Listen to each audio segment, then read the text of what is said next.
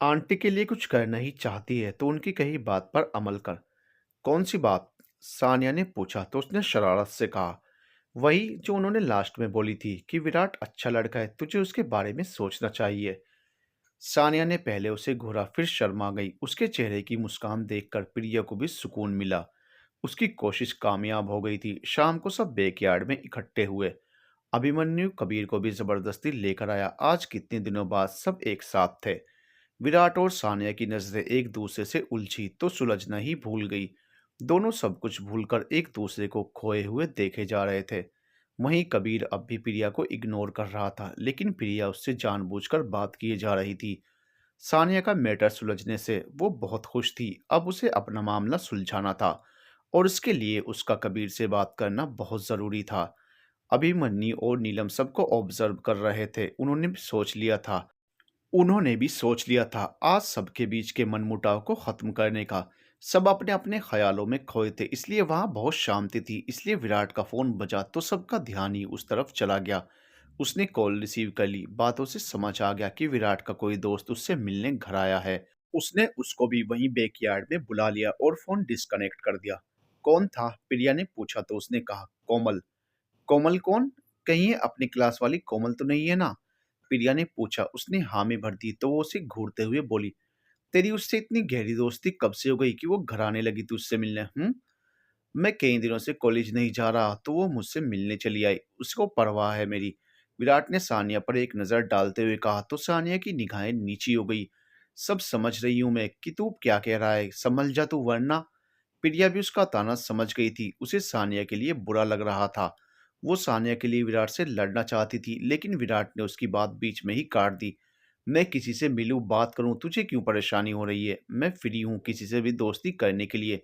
प्रिया ने चिढ़कर कुछ कहना चाहा, तभी कोमल आते हुए दिखी तो वो चुप हो गई और कोमल को घूरने लगी, जो इतना बन ठन कर आई थी जैसे किसी पार्टी में आई हो। प्रिया को वो शुरू से ही पसंद नहीं थी।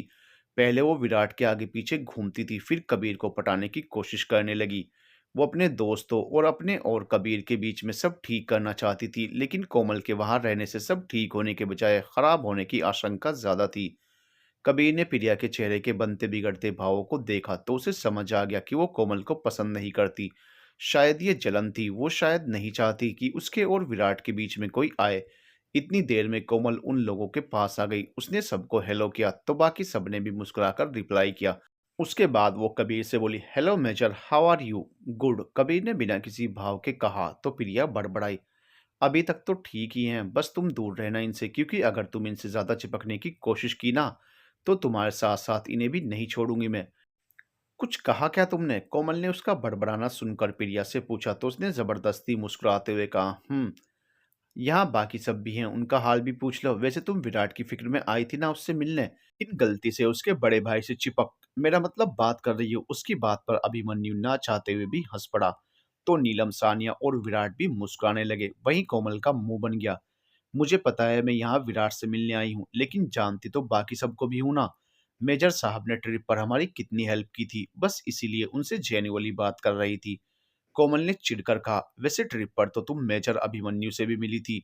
उन्होंने भी तो तुम्हारी हेल्प की थी। कायदे से तुम्हें उनसे भी जेन्युइनली बात करनी चाहिए। प्रिया ने जेन्युइन वर्ड पर जोर देते हुए कहा।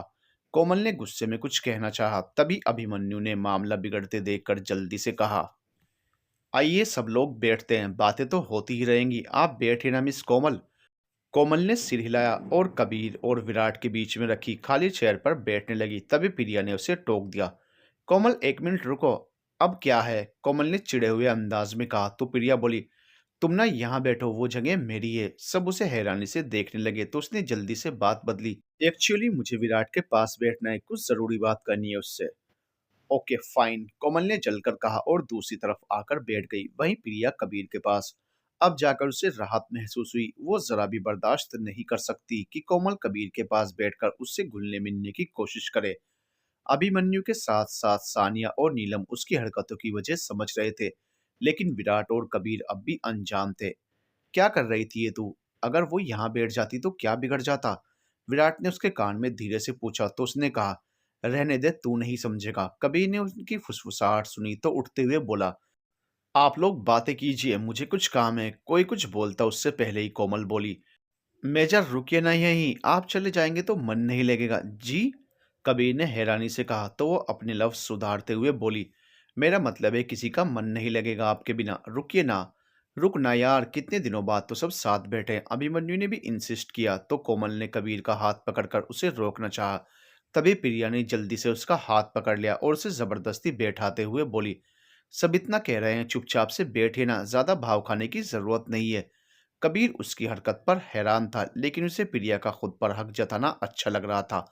वो बैठने लगा। तभी प्रिया ने कहा, एक मिनट रुकिए। कबीर रुक गया और उसे सवालिया नजरों से देखने लगा। तो वो अपनी चेयर से हटते हुए बोली, आप वहां बैठिए, इस तरफ ना बहुत सारी मक्खियां भिनभिना रही हैं। आखिरी लाइन उसने कोमल को घूरते हुए बोली तो लगभग सभी समझ गए वो किसकी बात कर रही है। कहीं ना कहीं कबीर भी समझ रहा था कि प्रिया ये सब कोमल की वजह से कर रही है। लेकिन वो तो विराट से दूर ही बैठी थी और उससे कोई बात भी नहीं कर रही थी, फिर प्रिया क्यों ऐसा रिएक्ट कर रही थी? ये उसकी समझ से बाहर था। कोमल का दिमाग खराब हो गया। वो वहां विराट के बहाने कबीर से ही मिलने आई थी ताकि उससे थोड़ी और जान पहचान बढ़ा सके, कबीर उसकी खूबसूरती से इम्प्रेस हो, इसके लिए वो बाकायदा पार्लर होकर आई थी। लेकिन प्रिया उसका सारा प्लान चौपट कर रही थी। वो इतना तो समझ गई थी कि प्रिया के रहते वो कबीर के करीब नहीं जा सकती, इसलिए उसने प्रिया को ही वहां से दूर करने का प्लान बनाया। कुछ देर बाद सब एक दूसरे को गाना सुनाने के लिए फोर्स करने लगे। सबसे पहले प्यार में डूबे अभिमन्यु और नीलम ने एक साथ ही बहुत खूबसूरत सा रोमांटिक सॉन्ग तेरा सजदा गाया। विराट की बारी आने पर उसने सानिया को देखते हुए गाया, पहले पहले प्यार की अच्छी लगती हैं बरसातें, उसके बाद न पूछो कैसे कटती हैं रातें, रास्ते में रह जाती हैं अरमानों की बारातें, ओए राजू प्यार न करियो डरियो दिल टूट जाता है। विराट गाते हुए एकटक सानिया को देख रहा था। ये सानिया के साथ बाकी सबने भी नोटिस किया था। सानिया की नजरें नीची थी, लेकिन विराट की आवाज में जो दर्द था वो सानिया का भी दिल छलनी कर रहा था। बस ऊपर से वो बिना किसी भाव के बैठी रही। सानिया ने अपनी बारी में ये कहकर गाने से मना कर दिया कि उसके गले में दर्द है। उसके ना गाने से अगला नंबर प्रिया का था गाने का। प्रिया को तो इसी का इंतजार था। वो गाने के जरिए ही कबीर से अपनी फीलिंग्स का इजहार करना चाहती थी। कबीर को पता था वो विराट के लिए गाना गाएगी, इसलिए उसने अपना ध्यान अपने फोन में लगा लिया ताकि अपने इमोशंस को छुपा सके। अब अचानक से सबके बीच से उठकर वहां से जा भी तो नहीं सकता था। मैं तेरी हूँ तू मेरा है, बाकी सब हर जाए किन्ना तेनू चाहती हूँ। तेनू पता भी नहीं हो माही, तेरी खातिर दुनियादारी सब छोड़ दी है दिलदारा। तू जो मुझसे दूर गया तो मर जाऊंगी यारा, खुद से ज्यादा प्यार है तुझसे कैसे मैं बतलाऊं। सोच भी नहीं सकता तू मैं कितना तुझको चाहूं, सुन ले माही तू ही है मेरी किस्मत का तारा। तू जो मुझसे दूर गया तो मर जाऊंगी यारा। प्रिया उसके लिए गा रही थी, इसलिए बीच बीच में उसकी तरफ भी देख लेती। लेकिन वो था कि अपने मोबाइल में घुसा हुआ था। पता नहीं कौन सा पहले आने वाला था जिसे रोकने के लिए वो अपने फोन में रिसर्च कर रहा था। प्रिया को उस पर गुस्सा तो बहुत आ रहा था, लेकिन उसने खुद को कंट्रोल किया। अभिमन्यु ने प्रिया का चिढ़ा हुआ चेहरा देखा तो कबीर का फोन छीन लिया। यहाँ इतना स्पेशल मोमेंट चल रहा है और तू है कि फोन में घुसा हुआ है। अपना ध्यान यहाँ लगा वरना पछताएगा। उसका इशारा प्रिया के इजहार पर था, लेकिन कबीर ये समझ नहीं पाया। फिर भी उसने फ़ोन रख दिया और सबको देखने लगा। अब बारी कोमल की थी। वो गाने से पहले थोड़ा कबीर की तरफ खिसक गई और गाने लगी, यूं ही नहीं तुझ पे दिल ये फिदा है। उसने पूरा गाना कबीर के आसपास मंडराते हुए ही गाया। उसकी हरकतों से कबीर अनकंफर्टेबल हो गया था। वो शायद उसे डांट भी देता अगर वो इस वक्त उनकी मेहमान और विराट की दोस्त ना होती तो। जैसे तैसे उसने कोमल को इग्नोर किया क्योंकि घर आए मेहमान का वो अपमान नहीं करना चाहता था। प्रिया जल भुनकर रह गई। उसका बस नहीं चल रहा था, वरना कोमल का मुंह नोच लेती। उसे कबीर पर भी गुस्सा आ रहा था कि वो कोमल को खुद के करीब आने से रोक क्यों नहीं रहा है। बाकी सब भी कबीर की परेशानी और प्रिया और कोमल के बीच की कोल्ड वार को समझ रहे थे। विराट ने बेबसी से अभिमन्यु की तरफ देखा। इस सिचुएशन को क्रिएट करने में कहीं न कहीं वो भी रिस्पॉन्सिबल था। आखिर कोमल उससे मिलने के बहाने ही तो यहाँ आई थी। अब बारी है हमारे हीरो मेजर कबीर राजपूत की। इनसे रिक्वेस्ट है कि अपनी प्यारी सी आवाज़ में हम सबको गाना सुनाएं और हमारा मनोरंजन करें। अभिमन्यु ने विराट की बात समझते हुए तेज आवाज़ में कहा ताकि सबका ध्यान उसकी तरफ आ जाए और अभी की अजीब सिचुएशन समझ जाए। हुआ भी ऐसे ही, सबकी अटेंशन उसकी तरफ चली गई। कबीर ने उसकी बात सुनी तो उसे घूरते हुए देखा। ऐसे घूरकर मत देख, मैं डरने वाला नहीं हूँ। सबने गाया है ना तो तुझे भी गाना पड़ेगा। अभिमन्यु ने कहा तो उसने अजीब सी मुस्कान के साथ कहा, तुझे क्यों गलतफहमी है कि मैं तेरी बात मानूंगा क्योंकि मैं सही हूँ? क्यों प्रिया, मैं ठीक कह रहा हूँ ना? इसे गाना चाहिए या नहीं? अभिमन्यु ने जानबूझकर प्रिया का नाम लिया, वो अपनी सोच में गुम थी। अभिमन्यु के पूछने पर हड़बड़ाकर बोली, जरूर गाना चाहिए। सबके लिए रूल एक जैसा होना चाहिए। कबीर का मन तो नहीं था, लेकिन प्रिया की कोई बात वो आज तक इग्नोर नहीं कर पाया था। फिर आज कैसे ये हो सकता था? वो गाने को हुआ, तभी नीलम चिल्लाई, कबीर एक मिनट। कबीर ने उसकी तरफ सवालिया नजरों से देखा तो वो हल्का सा मुस्कुराकर विराट से बोली, विराट, क्या तुम कबीर का गिटार ले आओगे प्लीज? ओके, विराट ने कहा। तभी कबीर बोला, अब गिटार की क्या ज़रूरत है? सबने ऐसे ही तो गाया है ना। हाँ, लेकिन सब में और तुम्हारे गाने में फ़र्क है ना यार। इस बार जवाब अभिमन्यु की तरफ से आया। कबीर ने उसकी तरफ देखा तो उसने आई विंक कर दी। कबीर समझ गया वो क्या कहना चाहता था, इसलिए उसने एक गहरी सांस ली और दूसरी तरफ देखने लगा। कुछ ही देर में विराट उसका गिटार ले आया। उसने ट्यूनिंग की और आंखें बंद करके गाना शुरू किया। जब से तेरी चाहत की गलियों में हम ओ आए, तब से मेरे इस दिल ने मुझ पर कितने सितम ढाए। सीने में मेरे धड़के पर धुनिए तेरी गाए, मुझसे ज्यादा तुझको सनम दिल ये मेरा चाहे। उसकी आवाज बचपन से ही बहुत अच्छी थी, ये बात प्रिया जानती थी। उसने बहुत बार उसका गाना सुना था, लेकिन आज बात कुछ अलग थी। शायद बहुत दिनों बाद उसने उसकी आवाज़ सुनी थी, या शायद अब कबीर के लिए उसकी फीलिंग्स बदल चुकी थी, इसलिए वो खोसी गई उसके गाने में। कबीर ने गाना ख़त्म किया तो सब साथ मिलकर उसके लिए तालियां बजाने लगे। लेकिन उसकी नज़र प्रिया पर जा टिकी, जो एकदम शांत बैठी थी, जैसे वहां होकर भी ना हो। नीलम ने प्रिया के कंधे पर हाथ रखा तो वो होश में आई और हल्का सा मुस्कुराते हुए ताली बजाने लगी। लेकिन कबीर ने उस पर से अपनी नज़रें हटा ली थी। कोमल ने कबीर को प्रिया को देखते हुए देखा था। उसे उसका प्रिया को अटेंशन देना नहीं भा रहा था। वो तो उसे पहले ही अपने और कबीर के बीच में दीवार मारने लगी थी, और आज तो उसे प्रिया जहर लग रही थी। उसने सबकी ओर देखा, सब गाना सुनने और गाने में बिजी थे। उसने सबकी नजरें बचाकर धीरे से आगे जलती लकड़ियों को पुश किया, ताकि वो उसके ठीक ही पास बैठी प्रिया के ऊपर गिरे। शायद उसका प्लान कामयाब हो भी जाता, लेकिन अगर कबीर की नज़र प्रिया के ऊपर गिरती लकड़ी पर ना पड़ती, तो उसने फुर्ती दिखाते हुए प्रिया को अपनी तरफ खींच लिया। प्रिया इस बात से बेखबर थी, इसलिए कबीर के अचानक से उठाए इस कदम से वो घबरा गई, और इसी घबराहट में उसका पैर एक लकड़ी पर पड़ गया और उस लकड़ी का जलता हुआ हिस्सा सानिया की तरफ जा गिरा। सानिया ने डर से आंखें बंद कर ली। जब कुछ देर बाद भी उसे जलने का एहसास नहीं हुआ, तो उसने धीरे से आंखें खोली। खुद को सुरक्षित पाकर उसने राहत की सांस ली। वो खुश हो रही थी कि उसकी निगाह अपने पास खड़े विराट पर गई, जो अपना हाथ झटक रहा था। उसके कुछ सोचने समझने से पहले ही उसे कबीर की आवाज सुनाई दी, विराट, तुम ठीक हो? हाथ दिखाओ अपना, कबीर ने घबराई हुई आवाज में पूछा। वो प्रिया को साइड करके तेजी से विराट की तरफ आया था। नीलम, आइस लेकर आओ जल्दी, और प्रिया फर्स्ट एड बॉक्स लेकर आओ।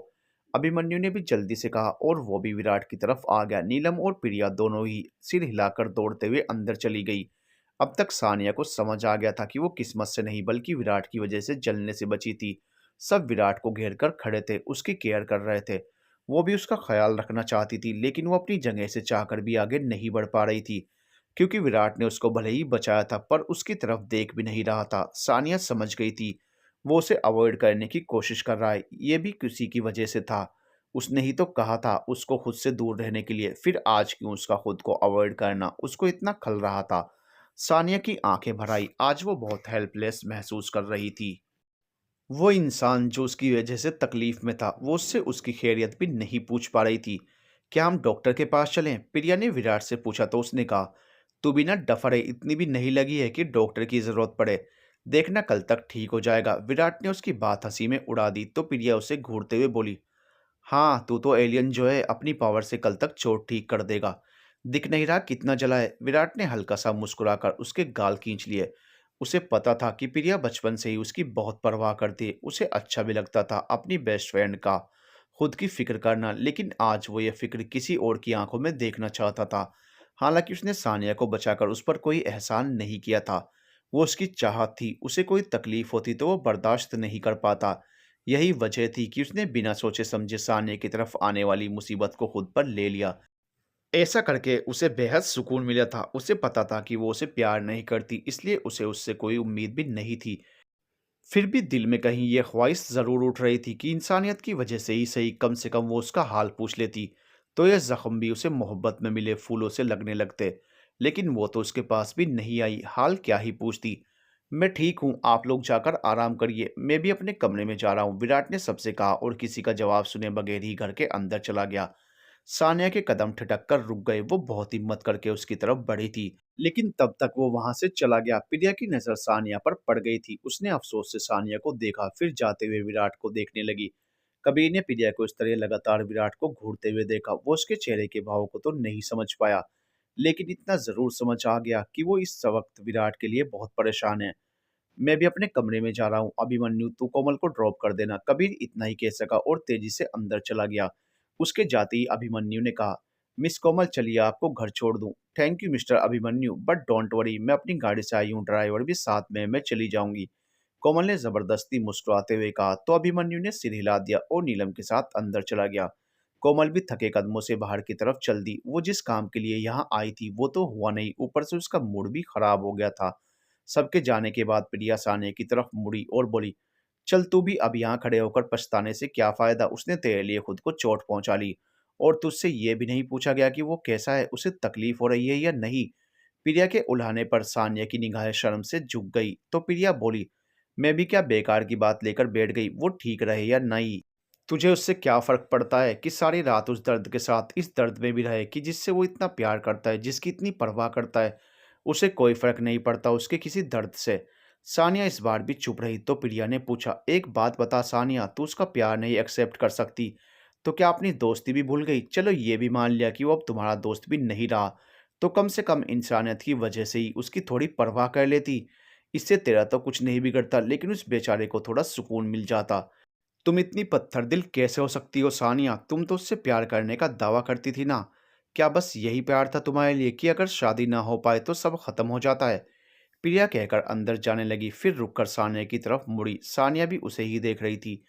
प्रिया ने उसकी आंखों में आंखें डालकर कहा, मैंने सुना है प्यार करने वाले हर हद से गुजरने के लिए, हर दर्द सहने के लिए तैयार रहते हैं। मुश्किलें कहाँ नहीं होती यार, अगर तुम दोनों साथ रहोगे तो आज नहीं तो कल तुम्हारे घर वाले भी इस रिश्ते के लिए मान जाएंगे। अब तो आंटी ने भी तुम्हें परमिशन दे दी है, तो अब क्या ऐसा है जो तुम्हें उसकी होने से रोक रहा है? सोच लो, कहीं ऐसा ना हो कि तुम इसी कश्मकश में उसे हमेशा के लिए खो दो। फिर सिवाय इस पछतावे के कुछ नहीं बचेगा कि तुमने अपनी मोहब्बत को पाने की एक कोशिश भी नहीं की। प्रिया ने अपनी बात पूरी की और चली गई। पीछे रह गई तो सानिया। आज अपनी अम्मी और प्रिया की बातें सुनने के बाद और विराट ने जो उसके लिए किया, वो सब याद करके उसे भी प्रिया की बातें सही लगी। वो सच ही तो कह रही थी। वो बेकार में ही भविष्य के बारे में सोचकर अपने साथ साथ विराट का भी वर्तमान खराब कर रही थी। नहीं, अब वो और समय बर्बाद नहीं करेगी। वो ज़िंदगी में पछताना नहीं चाहती। वो हर मुमकिन कोशिश करेगी अपना प्यार पाने की। हो सकता है जितना वो डर रही है ऐसा कुछ हो ही ना। हो सकता है सब सही हो जाए। इसलिए उसने फैसला कर लिया कि वो आज विराट से अपने प्यार का इज़हार कर देगी। अब तो उसकी अम्मी भी उसके साथ थी। अब उसे किसी बात का डर नहीं था। उसने एक नज़र राजपूत हाउस की तरफ देखा, फिर एक लंबी सांस लेकर विराट के कमरे की तरफ चल दी। ये देखकर प्रिया के होंठों पर मुस्कान आ गई। वो वहां से गई नहीं थी, बल्कि एक कोने में छुपकर सानिया के अगले कदम का वेट कर रही थी। सानिया के अंदर जाने के बाद वो भी दबे कदमों से घर के अंदर चल दी। सानिया विराट के कमरे में जाने को हुई तो एक नौकर ने बताया कि वो छत पर है। सानिया ने उसे शुक्रिया कहा और छत की सीढ़ियों की तरफ चली गई। उसने चारों तरफ नजर दौड़ाई। विराट एक कोने में बैठा दिखा। वो कभी अपने जले हुए हाथ को झटकता तो कभी उस पर फूंक मार रहा था। सानिया को पता चल रहा था कि उसे कितनी तकलीफ हो रही है। उसकी आंखें नम हो गई। जब इतना जल रहा है तो डॉक्टर के पास क्यों नहीं गए? हर जगह हीरोगिरी दिखानी जरूरी है क्या? सानिया की आवाज पर विराट ने चौंक कर पीछे देखा। उसे इस वक्त सानिया के वहां होने की उम्मीद बिल्कुल भी नहीं थी। उसके देखते देखते सानिया उसके नजदीक आ गई। उसने उसका हाथ पकड़कर पूछा, बहुत दर्द हो रहा है ना? ये तुम्हारी परेशानी नहीं है, विराट ने अपना हाथ छुड़ाकर दूसरी तरफ देखते हुए कहा। सानिया ने उसके लहजे को नजरअंदाज करते हुए फिर से उसका हाथ पकड़ लिया और उस पर फूंक मारने लगी। विराट हैरान रह गया, लेकिन उसे खुद के लिए सानिया की कंसर्न अच्छी लग रही थी। विराट ने अपनी बढ़ती धड़कनों को संभालते हुए कहा, तुम्हें इस वक्त यहाँ नहीं होना चाहिए था। उसे सानिया का इनकार याद था, इसलिए वो अब खुद को और टॉर्चर नहीं करना चाहता था। सानिया ने इस बार भी कुछ नहीं कहा, चुपचाप उसके हाथ पर फूंक मारती रही। तुमने शायद सुना नहीं, मैंने कहा कि तुम्हें इस वक्त यहाँ नहीं होना चाहिए था किसी लड़के के साथ। इस बार उसका लहजा ना चाहते हुए भी थोड़ा रूड हो गया था। मुझे जहाँ होना चाहिए मैं वहीं हूँ। सानिया ने उसकी तरफ देखते हुए कहा तो उसने व्यंग्यात्मक लहजे में कहा, रियली? मुझे तो लगा था कि शायद दिमाग सही से काम नहीं कर पा रहा तुम्हारा, इसलिए गलती से यहाँ चली आई। तुम्ही ने कहा था ना कि हमारे बीच कोई रिश्ता नहीं हो सकता, ना प्यार का और ना ही दोस्ती का। याद है या भूल गई? अच्छे से याद है, और वो भी याद है जो तुमने मेरे लिए किया। सानिया ने कहा तो उसने मुठ्ठियां बींच ली। उसे अब सानिया के वहां होने की वजह समझ आ रही थी। उसके होंठों पर अजीब सी स्माइल आ गई। फिर उसने सानिया की तरफ से रुख फेर लिया। देखो सानिया, मैंने नीचे जो कुछ भी किया वो अपने लिए किया था, इसलिए तुम्हें गिल्टी फील करने की जरूरत नहीं है। तुम्हारी जगह कोई भी होता तो मैं यही करता। मैं किसी गैर को दर्द में नहीं देख पाता, तुम तो फिर भी मेरा।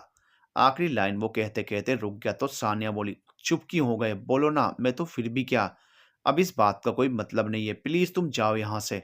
उसने बहुत मुश्किल से इतना कहा। नहीं, मैं हमेशा अपनी फीलिंग्स से, अपने ड्रीम से भागी हूँ, लेकिन बस अब और नहीं जी सकती मैं ऐसी जिंदगी। मुझ में खुद को और धोखा देने की हिम्मत नहीं है अब। सानिया ने बड़बड़ा कर कहा, जो विराट के समझ में नहीं आया। वो उसकी तरफ मुड़ा और उसके कंधों को पकड़ लिया। देखो सानिया, तुमने मुझसे दोस्ती की, मैंने एक्सेप्ट किया। तुम मुझे अवॉइड करने लगी, मैंने एक्सेप्ट किया। तुमने फिर दोस्ती का हाथ बढ़ाया, इस बार भी मैंने तुम्हारी बात का मान रखा। तुमने मुझे रिजेक्ट कर दिया, मेरी फीलिंग्स को इग्नोर किया, इस बार भी मैंने तुम्हें कुछ नहीं कहा। जबकि कहीं न कहीं मैं जानता हूँ कि तुम भी मुझे पसंद करती हो। तुम मुझसे दूर रहना चाहती थी ना, तुम्हारी खुशी के लिए मैंने ये भी किया। तुम्हारे पास आना तो दूर, तुम्हारे रास्ते में भी आना छोड़ दिया। अब क्या चाहती हो तुम मुझसे यार? क्यों ये झूठी कंसर्न दिखाकर मुझे फिर से होप देना चाहती हो? क्यों नहीं समझती तुम? मैं तुम्हारे सामने बहुत देर तक अपनी फीलिंग्स कंट्रोल नहीं कर सकता। इसको समझाना कितना मुश्किल है मैं ही जानता हूँ। प्लीज मेरे पेशेंस को और टेस्ट मत करो। इस तरह घुट घुट कर तो मैं मर ही। उसकी आखिरी लाइन पूरी नहीं हो पाई। सानिया ने उसके मुंह पर हाथ रख दिया। विराट ने उसका हाथ हटाना चाहा तो वो और सख्ती से उसका मुंह दबाते हुए बोली, चुप। एक और लफ्ज नहीं, कब से नॉन स्टॉप बोले ही जा रहे हो। अरे कम से कम ये तो पूछ लो, एक लड़की इतनी रात को सबसे छुप कर तुम्हारे पास क्या करने आई है। पर नहीं, इन्हें तो लाउड स्पीकर की तरह बजे ही जाना है। विराट ने हाथ हटाने का इशारा किया तो वो अपनी हथेली हटाकर उसे घूरने लगी। घूरना हो गया हो तो अब पूछो, विराट ने कुछ देर की चुप्पी के बाद कहा तो उसने चिढ़ते हुए कहा, क्या यही कि इतनी रात में सबसे छुप कर तुम यहाँ क्यों आई हो? वो बोला तो सानिया का मन किया कि उसका मुंह तोड़ दे। उसकी इतनी सारी बातों के बाद उसके पास पूछने के लिए यही था। जलेबियाँ तलने आई हूँ। इतना भी समझ नहीं आता कि कोई लड़की इतना बड़ा रिस्क सिर्फ उस शख्स के लिए लेती है जिससे वो सबसे ज़्यादा प्यार करती है, जिसके लिए कुछ भी कुर्बान कर सकती है, अपनी जान, अपनी इज्जत भी। सानिया बोलकर चुप हो गई और उसे घूरने लगी। वहीं विराट को जैसे कोई शौक लगा हो। वो सुनसा खड़ा खुद को यकीन दिलाने में लगा था कि अभी अभी जो उसने सुना वो कोई सपना नहीं बल्कि हकीकत है। इधर सानिया उसे कुछ ना बोलते देखकर वहां से जाने को ही। उसे लगने लगा कि शायद उसे अब उसके प्यार की जरूरत नहीं है। तभी विराट ने उसका हाथ पकड़ लिया और एक बार फिर कंफर्म किया। अभी क्या कहा तुमने? I love you, really love you, मैं तुम्हें खोना नहीं चाहती। सानिया ने भी इस बार खुलकर कहा तो विराट ने उसे झटके से गले लगा लिया और अपनी बाहों में ऐसे कस लिया मानो अगर पकड़ ढीली की तो सानिया कहीं चली न जाए। कुछ देर बाद सानिया नीचे बैठी थी और विराट उसकी गोद में सिर रखकर लेटा था। उसने पूछा, मुझे समझ नहीं आया आज अचानक से तुम्हें मुझसे प्यार कैसे हो गया। मैंने हमेशा से तुमसे प्यार किया है, लेकिन हम दोनों का फैमिली बैकग्राउंड और हमारा जो मजहब है उसकी वजह से मैं तुमसे कुछ कह नहीं पा रही थी। मैं जानती हूँ कि हमारा मिलना इतना आसान नहीं है। बहुत मुश्किलें आएंगी। जिस दिन ये बात सामने आएगी सब हमारे खिलाफ हो जाएंगे, हमारे अपने भी। बस इसलिए तुम्हें इनकार करती रही। मुझ में इतनी हिम्मत नहीं थी कि मैं अपने परिवार और समाज से लड़ सकूं। सानिया ने सच्चाई से कहा तो विराट उठकर बैठ गया। फिर आज क्या हुआ कि तुम में इतनी हिम्मत आ गई? विराट ने फिर पूछा तो उसने मुस्कुराकर कहा, प्रिया की वजह से। प्रिया की वजह से? विराट हैरान था। सानिया ने उसे शुरू से लेकर अंत तक सब कुछ बता दिया तो विराट हंसकर बोला, फोन वाली बात तो समझ आती है, प्रिया कुछ भी कर सकते हैं, लेकिन मुझे ये नहीं पता था कि वो ऐसी बातें भी कर सकती है। तुम्हें इतना सुनाया वो तो इसलिए क्योंकि वो हम दोनों से बहुत प्यार करती है। वो हमें तड़पता हुआ नहीं देख पा रही थी। पता है तुम्हें, वो बहुत सेंसिटिव है, बहुत लविंग भी। पता है, तभी तो वो मेरी बेस्ट फ्रेंड है। विराट ने कहा, जिस तरह उसने हमें मिलाया है, अल्लाह करे उसे भी उसकी मोहब्बत मिल जाए। सानिया ने मन में कहा और विराट के कंधे पर सिर रख लिया। विराट ने भी मुस्कुराकर उसका माथा चूम लिया। इधर प्रिया सानिया का पीछा करने के इरादे से राजपूत हाउस में आ गई थी। वो विराट के कमरे की तरफ भी गई, लेकिन वो बाहर से बंद था। इसका मतलब विराट अपने कमरे में नहीं था। कहाँ गए ये दोनों, कहाँ चेक करूं, उसने सोचा। तभी उसे टेरेस का ख्याल आया। वो भी उधर चल दी, लेकिन बीच में ही कबीर से टकरा गई। वो कमरे के बाहर किसी की आहट सुनकर निकला था। कबीर ने उसे थाम लिया, लेकिन प्रिया की डर से चीख निकल गई, "श्श, मैं हूं।" कबीर ने उसके मुंह पर हाथ रखकर उसे चुप कराने की कोशिश करते हुए कहा, आप इस वक्त यहाँ क्या कर रहे हैं? प्रिया ने चिढ़कर पूछा तो उसने कहा, मैडम, आपकी जानकारी के लिए बता दूं कि ये मेरा ही घर है। कायदे से ये सवाल तो मुझे पूछना चाहिए तुमसे कि तुम यहाँ क्या कर रही हो इस वक्त। वो मैं प्रिया कुछ कहने वाली थी, तभी उनकी तरफ फिर से किसी के आने की आहट हुई। तो कबीर ने फिर से अपनी हथेली उसके मुंह पर रख दी और उसे लेकर अपने कमरे में चला गया। प्रिया ने सवालिया निगाहों से उसे देखा तो उसने धीरे से कहा, बाहर कोई है, इस वक्त तुम्हें यहाँ देखकर पता नहीं क्या सोचेगा। देखा, यहाँ कोई नहीं है। मैंने कहा था ना कि आपने कोई सपना देखा है, गायत्री जी ने नरेंद्र जी से कहा। वो दोनों प्रिया की चीख सुनकर वहां चले आए थे। आप बिना कैसी बेवकूफ़ वाली बातें करती हैं। मैंने सच में प्रिया के चिल्लाने की आवाज़ सुनी थी। वैसे भी कोई जागते हुए सपना कैसे देख सकता है? नरेंद्र जी ने कहा, इस उम्र में ऐसे भ्रम हो जाते हैं। कोई नहीं, चलिए कमरे में चलते हैं। गायत्री जी के कहने पर नरेंद्र जी ने सिर हिला दिया। तो वे मुस्कुराकर वापस जाने के लिए मुड़ गए। तभी नरेंद्र जी को कुछ याद आया। एक मिनट, आपका मतलब क्या है? मैं बूढ़ा हो गया हूँ, मेरे कान बज रहे हैं। मैंने ऐसा कुछ नहीं कहा, आप ही कह रहे हैं। गायत्री जी ने अपनी हंसी छुपाते हुए कहा तो उन्होंने उनका हाथ पकड़कर अपनी तरफ खींचते हुए कहा, मैडम, उम्र चाहे जो हो, अब भी मैं आपकी हंसी बंद करा सकता हूँ। छोड़िए ना, क्या कर रहे हैं, कोई आ जाएगा। गायत्री जी ने उनकी बाहों से निकलने की कोशिश करते हुए कहा तो वो बोले, कोई नहीं आएगा, सब सो रहे होंगे। अंदर कबीर और प्रिया को भी उनकी आवाज़ सुनाई दे रही थी। प्रिया को तो बड़ा मजा आ रहा था। वो मुंह पर हाथ रखे खुद को हंसने से रोक रही थी, जबकि कबीर ने आंखें मीच कर सिर पर हाथ रख लिया था। अब वो अपने माँ बाप से कुछ कह नहीं सकता था, क्योंकि अगर वो बाहर जाता तो पक्का वो एम्बुलेंस हो जाते। इसलिए प्रिया से ही थोड़ी गंभीर आवाज में पूछा ताकि वो शांत हो जाए, तुम्हें किस बात पर इतनी हंसी आ रही है? लेकिन प्रिया को उसके गुस्से से कहाँ कोई फर्क पड़ने वाला था। उसने दांत दिखाते हुए कहा, हंस का रही हूँ, मैं तो खुश हूँ। इस उम्र में भी अंकल आंटी कितने रोमांटिक हैं। चुप, धीरे बोलो। अगर उनकी आवाज़ अंदर आ सकती है तो हमारी भी बाहर जा सकती है। कबीर ने जल्दी से उसका मुंह फिर बंद कर दिया। दरअसल प्रिया की आवाज़ अचानक से तेज हो गई थी। इन सब में वो उसके बेहद करीब चलाया। प्रिया भी शांत हो गई, लेकिन उसके गुस्से की वजह से नहीं, बल्कि उसकी करीबी से।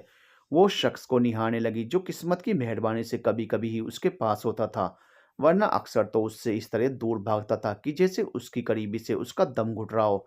कबीर को भी अब इस करीबी का एहसास हुआ। उसने प्रिया की तरफ देखा जो अपनी नजरें उठाए उसे ही देख रही थी। कबीर की नजरें उससे मिली तो उसका दिल अलग ही लय में धड़कने लगा। बाहर कबीर के पेरेंट्स अब भी प्यार भरी बातों में लगे थे। वो भूल ही गए थे कि इस वक्त अपने बेटे के कमरे के बाहर खड़े हैं। नरेंद्र जी ने कहा, आप जिंदगी है मेरी, आपके बिना जीने की सोच भी नहीं सकता मैं। और आप मेरी सांसें हैं, मेरी जिंदगी में आने वाले पहले और आखिरी शख्स। कहते हुए गायत्री जी शर्मा गई। नरेंद्र जी ने गायत्री जी के लिए गाना शुरू किया, तू मेरी जिंदगी है, तू ही मेरी पहली चाहत, तू ही आखिरी है। अंदर प्रिया और कबीर अब भी एक दूसरे की आंखों में खोए हुए थे। बाहर से अब भी आवाजें सुनाई दे रही थी। दोनों को ऐसा लग रहा था जैसे वो लोग उनके दिल की बात ही कर रहे हों। यही तो कहना चाहते थे वो भी एक दूसरे से। कबीर को अपनी पोजीशन का एहसास हुआ तो जल्दी से उससे दूर हुआ। प्रिया भी नजरें चुराने लगी। सॉरी, वो मैं, कबीर ने माहौल में छाई अजीब सी खामोशी को तोड़ते हुए कहना चाहा। तो प्रिया ने उसकी बात काटते हुए कहा, इट्स ओके। दरअसल उसे कबीर का इस तरह से अलग हो जाना जरा भी भाया नहीं था। ऊपर से कबीर ने सॉरी कहा तो ना जाने क्यों वो चिढ़ गई। ओ गॉड, क्या होगा मेरा, किस इंसान से मोहब्बत करवा दिया आपने, जिसे इतना भी नहीं पता कितने रोमांटिक मोमेंट्स के बाद लोग एक दूसरे को आई लव यू बोलते हैं। लेकिन ये महाशय तो सॉरी बोलने में लगे हैं। प्रिया मन ही मन बोली। कबीर ने उसके चेहरे के बनते बिगड़ते भावों को देखकर पूछा, कोई प्रॉब्लम है तुम्हें? सबसे बड़ी प्रॉब्लम तो आप ही हो। क्या बॉलीवुड मूवीज़ नहीं देखते आप? आपको तो हर हाल में देखनी चाहिए। देखकर ही सही, थोड़ा तो रोमांस सीख ही लेते, कम से कम मेरा भला हो जाता। प्रिया इस बार भी मन में बोली। फिर कबीर से कहा, नहीं कोई प्रॉब्लम नहीं है। तभी उसे नरेंद्र जी की आवाज़ सुनाई दी जो गायत्री जी से कह रहे थे, एक काम करते हैं, चलो टेरेस पर चलते हैं, वहाँ कुछ देर फ्रेश हवा खाकर नीचे आ जाएंगे। हाँ है प्रॉब्लम, बहुत बड़ी प्रॉब्लम। प्रिया ने सुना तो घबराहट में कबीर को हिलाते हुए बोली, क्या बोल रही हो तुम? कभी प्रॉब्लम नहीं है तो कभी प्रॉब्लम है। तुम साफ साफ बोलोगी प्लीज़? मैं आपको ये बाद में एक्सप्लेन करूंगी। फिलहाल इतना जान लीजिए कि अगर अंकल आंटी टेरेस पे गए तो गजब हो जाएगा। प्लीज़ कुछ करिए, रोकिए उन्हें प्लीज़। ओके काम डाउन, मैं कुछ करता हूँ, कबीर ने उसे शांत कराते हुए कहा और दरवाज़ा खोलकर बाहर निकल गया। उसके पेरेंट्स सीढ़ियों पर चढ़ने ही वाले थे जब दरवाज़ा खुलने की आवाज़ सुनकर रुक कर देखने लगे। कबीर, तुम सोए नहीं अभी तक? गायत्री जी ने पूछा। वो उसकी तरफ चली गई आई थी। नींद नहीं आ रही थी तो। वैसे आप लोग कहाँ जा रहे हैं? उसने अनजान बनते हुए पूछा। गायत्री जी को जवाब नहीं सूझा तो वो चुप हो गई। इस पर नरेंद्र जी ने कहा, हमें भी नींद नहीं आ रही थी तो हम टेरेस पर जा रहे थे। आप टेरेस पर नहीं जा सकते। कबीर ने एकदम से कहा तो वो दोनों हैरानी से उसे देखने लगे। क्यों? नरेंद्र जी ने पूछा तो वो हड़बड़ा गया। वो क्या है ना, वहां पर हाँ अभिमन्यु और नीलम है।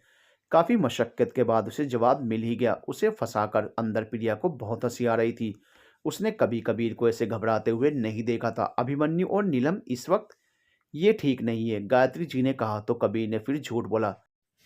नहीं, वो मेरे साथ ही थे, अभी कुछ देर पहले ही गए हैं। मैं बस बुलाने ही जा रहा था उन्हें। ओके बेटा, तुम उन्हें बुला लाओ, नहीं तो वो ठंड लगने से बीमार पड़ जाएंगे, नरेंद्र जी ने कहा और गायत्री जी के साथ नीचे चले गए। कबीर ने भी एक लंबी सांस ली और कमरे में आ गया। प्रिया दरवाजे के पास ही थी। उसने इशारे में क्या हुआ पूछा। वो लोग नीचे गए, कबीर ने कहा तो प्रिया ने दिल पर हाथ रख लिया। थैंक गॉड, मैं बहुत डर गई थी। क्यों? कबीर ने पूछा तो उसने कहा, क्या क्यों? अगर वो लोग टेरेस पर चले जाते तो क्या हो जाता? तुम इतना क्यों घबरा गई थी? उसने साफ-साफ पूछा तो प्रिया ने कहा, वो वहाँ। उसे समझ नहीं आ रहा था कि विराट और सानिया के वहाँ होने की बात बताई या नहीं। पता नहीं अभी उनके बीच सब ठीक भी हुआ या नहीं। ऐसे में कबीर पता नहीं कैसे रिएक्ट करेगा। मैं वेट कर रहा हूँ प्रिया, कबीर ने कहा तो वो बोली, किस बात का? तुम्हारे आगे बोलने का। वो वहाँ के बाद क्या? वो मुझे नींद आ रही है, मैं घर जा रही हूँ। प्रिया ने वहां से भागने की कोशिश की लेकिन कबीर ने उसका हाथ पकड़ लिया। क्या छुपा रही हो मुझसे? प्रिया कुछ कहती तभी विराट और सानिया नीचे उतर आए। प्रिया को छोड़कर सब एक दूसरे को वहां देखकर चौंक गए। देखे विराट आ गया, आप उससे क्यों नहीं पूछ रहे थे कि वो छत पर क्या कर रहा था? प्रिया ने कबीर के हाथ से अपना हाथ छुड़ाते हुए कहा, भाई मैं एक्सप्लेन करता हूँ आपको। कबीर की आंखों में आए सवाल को समझकर विराट ने कहा। फिर प्रिया से बोला, तू सानिया को लेकर घर जा। प्रिया ने सिर हिलाया और सानिया के साथ चली गई। तब विराट ने कहा, वो मैं और सानिया बातें कर रहे थे, मेरा हाथ जल गया था ना, तो उसे मेरी फिक्र हो रही थी। बस यही कहना है? कबीर ने पूछा। हालांकि वो उन दोनों को एक दूसरे के हाथों में हाथ डालकर आते देखकर काफी कुछ समझ गया था। बस उसे प्रिया का रिएक्शन कुछ समझ नहीं आ रहा था। उसके हिसाब से तो उसे दुखी होना चाहिए था, लेकिन वो तो खुश थी। भाई मैं जानता हूँ कि आप बहुत कुछ पूछना और जानना चाहते हो। ट्रस्ट मी, मैं भी उतना ही एक्साइटेड हूँ आपको बताने के लिए, लेकिन आज नहीं, रात बहुत हो गई है और मैं भी बहुत थका हूँ। तो प्लीज कल बात करें। Okay, good night. कबीर ने ना चाहते हुए भी इजाजत दे दी तो वो भी उसके गले लग गया। गुड नाइट भाई। विराट चला गया लेकिन अपने पीछे ढेर सारे सवाल छोड़ गया, जिनका जवाब कबीर को हर हाल में जानना था। वो आज बहुत उलझ गया था। पता नहीं क्या सच था जो वो हमेशा सोचता था, वो या आज जो देखा है वो। कबीर को नींद नहीं आ रही थी। वो बहुत बेचैन और उलझा हुआ था। पहले की बातें याद करता तो लगता कि विराट ने प्रिया को चीट करके किसी और का हाथ थाम लिया है। लेकिन फिर प्रिया का उन दोनों को मिलने में सपोर्ट करना याद आता तो कुछ समझ नहीं पाता।